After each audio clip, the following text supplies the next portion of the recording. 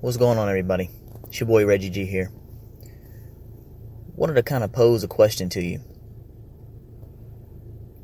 And a subject that was presented by a good friend of mine, Mr. Frank Barnhill, as a slap in the face. And the point in question I want to talk about today is, what are you doing with your life?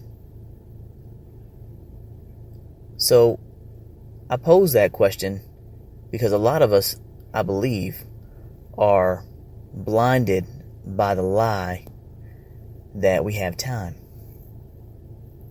Not that we should rush, but that we have so much more ahead of us than we may have. And none of us knows the day or the hour that we might be either taken off of this earth or that the Lord may return. But how many of us are taking advantage of the life that we do have, and how much of us have wasted the time that we've had in the past?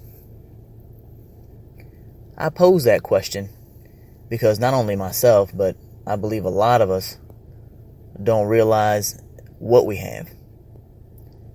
And when I say what we have, it could be talents, it could be gifts, it could be abilities, it could be anything that could not necessarily just help ourselves, but our families. And I think we misplace our level of importance on things that don't matter at all. How many of us put things that don't matter in the forefront of our lives of importance? And it's not just the holiday time. I'm just talking about in general. How many people love to drink? But how can you really drink enough? And how is getting drunk helping anybody? How many people love to smoke? But how high can you get? I mean, how is getting high ever going to help anybody? Some people like to shop. But how much is enough?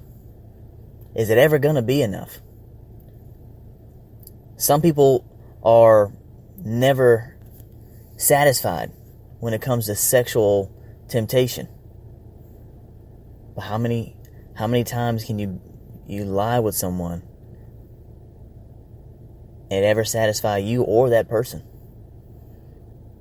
Just because you can doesn't mean you should. If you have the ability to do that, although it might be satisfying you temporarily, what's the cost? What are you addicted to? What sin are you enslaved by? And what are you doing about it? Do you even realize that it's a curse instead of something that could eventually help you? Do you even care? How many of us are dealing with situations and dealing with problems and are actually seeking help from somebody else?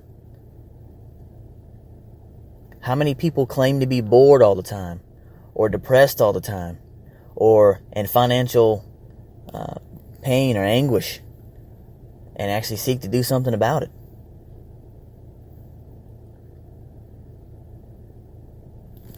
Here's a verse that I thought that was really good. James 1:5 says this. It says, "If any of you lacks wisdom, let him ask God, who gives generously to all without reproach or disapproval, and it will be given. It will be given him." How many people complain about God, right? You don't believe in him, or, if he was all powerful, he wouldn't let all these things happen. But in the same breath, complain about the things that you believe he's allowing to happen or causing. How many people that do claim to be believers, still blame him for things, but yet don't ask for help and don't ask for forgiveness? So how can you blame someone when you never say anything to him or about it? I think the slap in the face really comes from the person that is looking in the mirror. I mean, myself included. Sometimes, I complain about things, but don't really try to do anything to fix it. I cry out to God about problems that I have, but I never really ask him to fix it. And if I do, I ask him one time. I was actually listening to a new friend of mine. Actually, he's a radio host. His name's Big Country. His real name is really Wes. And he said something to me that I thought was really kind of cool. He explained a story that a pastor told him, and he said when he was a kid, he wanted a guitar. And it was no surprise to his parents, because every time they reached in the refrigerator, they saw a picture of a guitar. They looked in the cupboard, they saw a picture of a guitar. They were looking all around the house. They always were reminded of the fact that this little boy wanted a guitar. So come Christmas Day, guess what he got? He got that guitar because he was persistent. But how many of us are persistently chasing after something that's going to help us or our families?